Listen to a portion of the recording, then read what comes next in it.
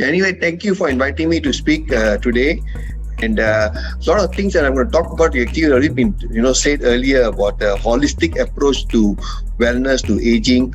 But let me just run through. I'm going to talk about two things here. Main things here is one is lifestyle, the lifestyle that we need to follow to stay healthy, to prevent disease, to live long, live well.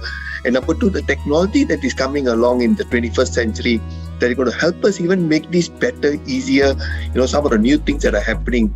So, we just finished a big pandemic. Hopefully it's over and going away with COVID. But there are two big things that are happening in the 21st century. Number one is that we have now an aging population all over the world. In countries like India, the percentage might be low in the older people, but the numbers are very high. China, India, and but the rest of the world, the aging population increasing very fast. And the second thing that we are facing is that basically we are now dealing with another big endemic, and that is what we call NCDs, the non-communicable disease that is actually affecting everybody everywhere in the world. I think that's even a bigger pandemic than what we just went through. And what the COVID showed us was that people with chronic lifestyle diseases, chronic diseases, are more prone to get affected by any infection, not even COVID, but any infection. So we are having a big problem all over the world, whether it's in Malaysia, in India, or in Dubai, that more and more people are, getting obese, having metabolic syndrome, the risk of diabetes, hypertension, high cholesterol, heart attacks, strokes, cancers is just increasing. And, healthcare costs are just going up because of such a chronic disease. So that's the big problem we are facing all over the world. Malaysia, statistics were there, NCDs are increased by 34%. 99% of deaths before the COVID was actually because of NCDs. And this is all over the world. People are dying from heart attacks, strokes. In Malaysia, every hour a person dies of a heart attack. I finished the talk, one person died somewhere. 1 in 3 people are getting cancer. Strokes is so common. Diabetes is like, there's so many diabetes in Malaysia, and then of course you escape that, you get all the degenerative diseases. Diabetes is the mother of all diseases because diabetes affects almost every organ in the body. Every hour 4 have cancer. And these statistics that came out from the UKM study, there are 5 million young people in 2006 with chronic disease, 10 million by 2020 in Malaysia. And this is something that's not only here, it's all over the world, that people are going into chronic diseases, and it's just because of our lifestyle, right? And I think that's very important for us to understand. And I want you to, if anything, this whole talk, just think of this slide. What is the difference between, why we talk of health, wellness, sickness, right? If you ask me personally, health is just absence of disease. Everyone say, I'm healthy. You get sick, run to a doctor, gets, treatment, and you run back. Most people are very reactive. We're just reactive towards our health. But what is wellness? Wellness is a whole different concept, a different mindset. Wellness means the concept of preventing disease from developing in the first place. That means you're proactive. Every day you get up in the morning, do you think of your wellness or not? Do you know what you're going to do or not? What you're going to eat today? What exercise you're going to do? How you're going to manage your mental health? How you're going to look at your spiritual health? Are you doing that? Most of us actually don't.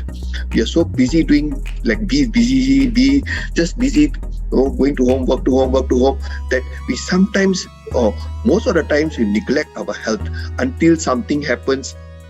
We fall sick, and then we regret because we already now are going into a chronic disease, and then we doctors will give you some medications. Do medications cure you? No, they don't cure you. They just control the symptoms. You take away the medicine for blood pressure, the blood pressure goes up. You take away the medicine for diabetes, your diabetes will go up. So medication just control. They don't cure you. They're just there to sort the symptoms out. So very important, I want you to understand this as we go along, that wellness is being proactive. For example, a plumber in a car. Most people will call a plumber when there's a crisis, can't flush the toilet or the pipes are leaking, right? But what about a car? Most of us will never do that for a car. Every 5,000 or 10,000 kilometers, we service the car, we hear a sound, quickly rush to the mechanic. And that's how we should be, But if you look at life, most of us are like the mechanic, like the plumber. We wait for a crisis, then we take care of our health. We're not there to prevent a disease from coming, and that's where the mindset must change, right? Because the whole healthcare industry is basically treating a disease. We are experts in treating disease, not really in preventing disease. And that's why I want you to change that mindset of what is wellness and what is prevention, so that one day maybe you don't get rusted, your body won't get rusted, you'll be healthy all along. Now, why wellness? Statistics are out there. Most of our disease today, most of it is because of lifestyle, right? And that's why it's so important that we really look at our lifestyle, because most chronic diseases can be prevented, and that's what we must focus on. And what about costs? Healthcare costs are just going up, and the people who are paying for the cost are really feeling it. The corporations, the insurance companies, the governments, all over the world, the healthcare costs are just going up and up and up, and not easy. If you're someone paying from your own pocket to go to the private sector, it's going to become very, very expensive. Recently, one of my patients was 40 years old, had chest pain, did a stress test, very positive, but he couldn't afford our hospital, so I referred him to the government hospital. Waiting list was 6 months. 2 weeks ago, the wife called me and said he died at home, right? Because his angiogram was only going to be done in February. So while waiting if you look at the public sector, fantastic, very cheap, no cost. But while waiting to get things done, you might die before that. The private sector, things can be done very fast, but when you get the bill, you might feel like you want to die off, right? So either way, we're in trouble, because healthcare costs are going up and up.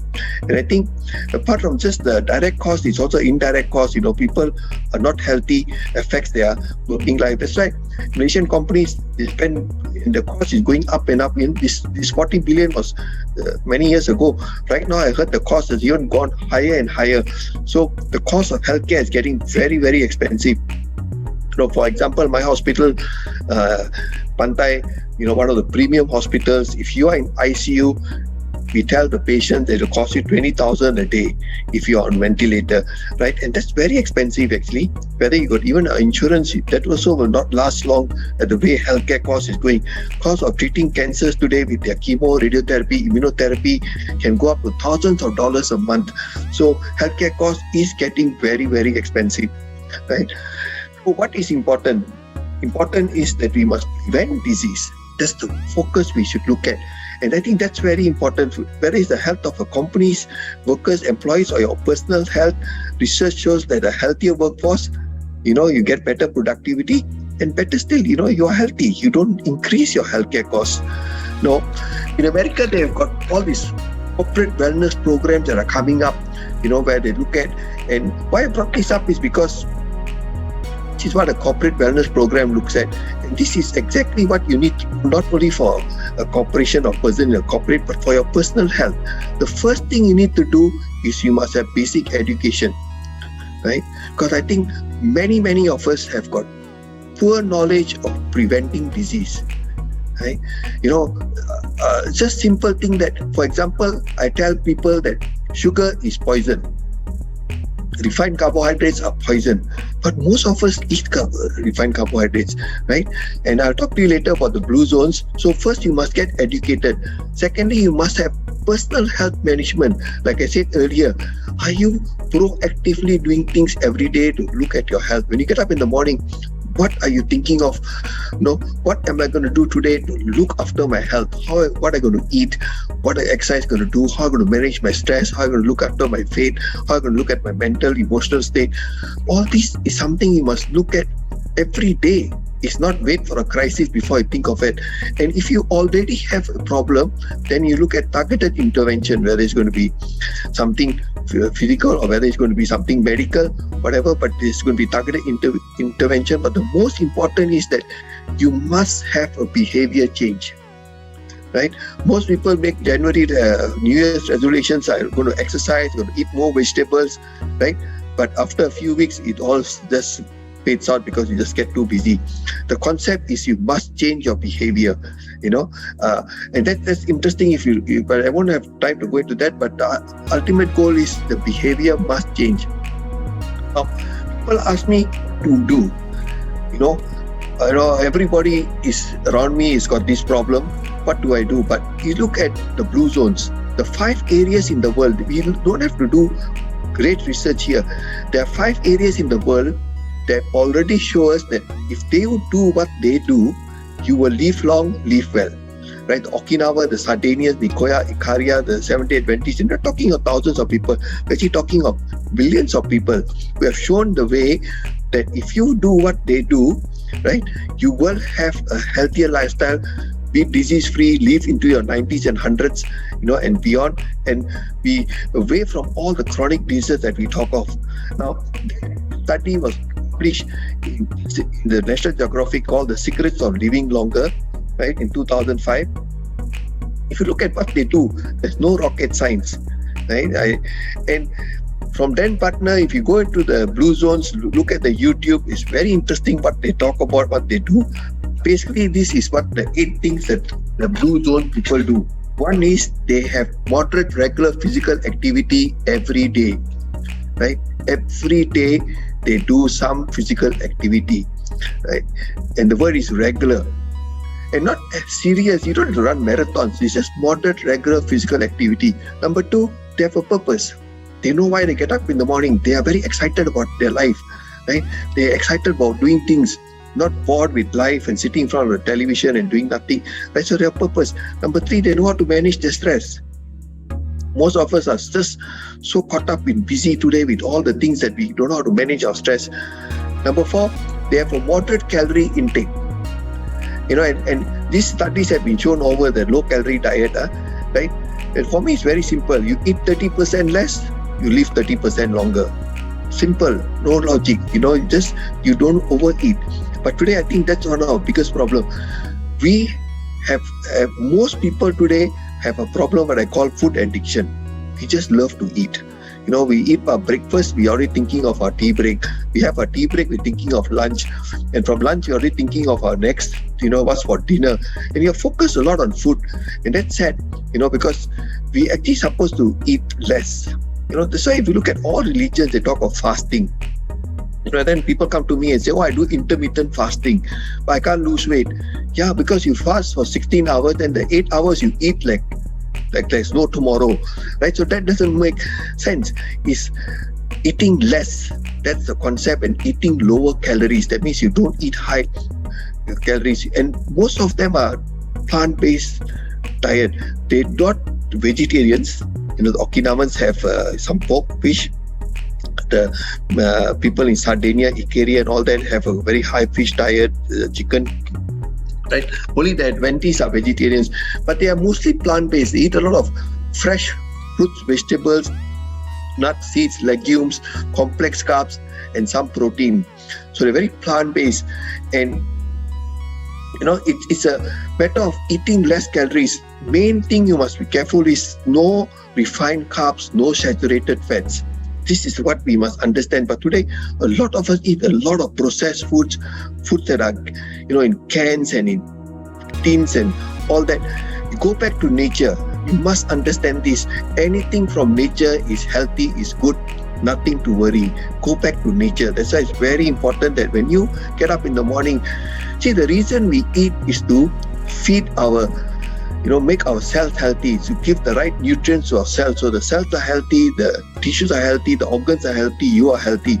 And that's the whole concept of eating, to give nutrients to our cells. But most of us don't do that, including me sometimes. I eat because I love the taste, I love the look of the food.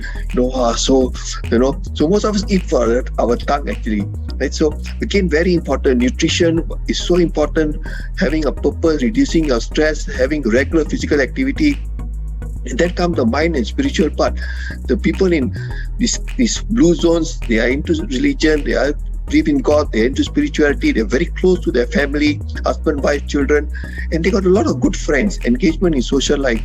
In fact, they say today loneliness is even more dangerous than smoking, right? So, and mental health and depression becomes a big problem. In fact, during the MCOs, the COVID, we had a big spike of people, especially the older people, had a lot of problems with depression, and dementias got worse, anxiety got worse. Right, whereas people in blue zone didn't have a problem because there was still engaged in a lot of social life. So simple things. This is all you have to do to look at a lifestyle that will prevent disease. It's not rocket science, but it's not easy because to start looking at your exercise and right nutrition into family life, social life, spirituality, stress, purpose is something that you have to change your behavior. And as I think sustained behavior change is very, very important. Now, your lifestyle is very important. And of course, there are trends that are coming up in healthcare today that's very interesting. The future of medicine, I believe, is going to be more towards preventive, predictive, participatory. That means you work with your healthcare coach, whether it's your doctor, your nurse, or your dietitian or nutritionist or whoever. You work as a team and it's personalized. And I talk about that later. I talk about the DNA-wise personalized. And the whole concept of future will be preserving health. I talk today of precision medicine. And consumers' role in healthcare is really going to change. Right today, there's a sense of dependency. The consumer didn't know what to do. They go to a doctor say, do this, do that. They follow. It's very clinician-centric, and isolated data. A lot of people come and say, how can I get good information? But things are changing. Today, a consumer is taking control. He's got the Google doctor there to help him, and more and more other things are coming up. There's a sense of accountability. People are taking charge of their health. The younger generation want to know more. Very good, be very consumer-centric, and people are going to make more informed insights. Today, they're not going to just accept what we doctors tell them. Do this, do that. They're going to know. They're going to go out there and going to check themselves, and they'll come up with their own ideas, their own this thing. And a lot of things trends are changing towards, like I said, preventive medicine, right? So the focus in the future, I think this is where a lot of companies are looking at. I think all of you sitting here, listening to the talk, some of you all will be here, the motivated, healthy, and if you are here, if you're one of those healthy guys who's very fit, who's exercising, eating the right nutrition, most likely most of your friends will be laughing at you. Yeah, that guy, always into health and this thing, right? But if you're there, stay there, because you are on the right track. You are the guy or the girl who is doing the right thing. But then there'll be some here listening to my talk who already got chronic disease. They already got some disease, whether diabetes, hypertension, high cholesterol, already on medication, heart problems, strokes or whatever, right? If you're here, you must really listen to what I'm saying and try to change. The bulk of y'all will be here in the information seekers. Now, if you do the right things, you can actually go towards, my left and become healthy. If you don't do the right things, you're going to get into a chronic disease. And that's why I think it's very important that we educate people, especially those who are sitting in the middle, that you have to change your lifestyle, because if you don't change your lifestyle, you're going to come and get a chronic disease. And there are a lot of interesting things coming today. I don't go through that, but we call it the e-wellness revolution. Today, you can look at your heartbeat, your blood pressure, your sugars, your sleep patterns, your oxygen secretion, many things you can look at. You can have apps to guide you in your screening programs, your corporate wellness programs, weight management to fitness, many things you can learn. And I think that is something that we have to look at and to help you, guide you along with your wellness revolution. In the year 2003, we mapped up our genes, cost $1 billion over dollars. Today you can get it for less than 100 US done. Why I brought this up is very simple. Because your genes are something that you inherited from your parents, and at one time we thought that you can't do anything about it. But today we know that it is not your genes but your epigenetics, and we know that your lifestyle can switch off the bad genes, switch on the good genes. So no more, we cannot blame our parents for whatever that's happening to us. I know I got a very bad My family, everybody's got hypertension. My father, my mother, my uncles, my brother, my sister, everybody has got hypertension. But as of today, touch wood, I'm still 120, 80, right? Very normal. And the only thing I know is because I've been able to switch off my genes. I've done my DNA profiling. I know I'm very prone for hypertension. In fact, for even things like inflammation and carbohydrate problems. But because I'm doing the right thing so far, I've been able to switch off those genes. So we cannot blame our parents anymore for what's happening to us. It's still our lifestyle. So don't blame your genes for anything. It's your choices. Interesting things like stem cells are coming up. Today we talk of exosomes, stem cells, NK cells. A lot of research going on into this.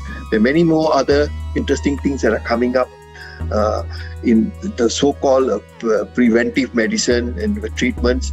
But what you must understand, things like cloning, nanotechnology, and many other things that are into research today. If you read what's going on, an interesting book you can look at is Life Force by Anthony Robbins, who talks about all the future medical trends that are going to come in the future to look at healthy aging and prevention and all that.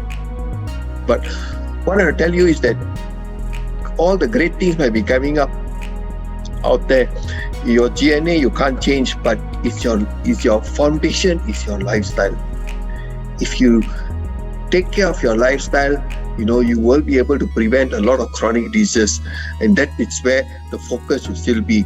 I know it's good, you can, all these things are coming up with, whether stem cells or all these supplements or whatever things that comes up in the future, right? From cloning technology or whatever. But if your lifestyle is not healthy, you're going to get a disease. And no matter what comes, you will still succumb to that disease, right? So please remember, lifestyle is still the key, right? So you can't turn back the clock, wind it up again, And I will stop. I know it's been a rush in the talk, but I just wanted to get these concepts clear. Number one, lifestyle is still the key. And number two, technology is coming in this 21st century that will help us to look more at prevention. And I think the focus is that to stay healthy, we have to change our mindset towards thinking towards wellness rather than waiting for a disease to attack us and get into the sickness thing. So I'll be stopping here.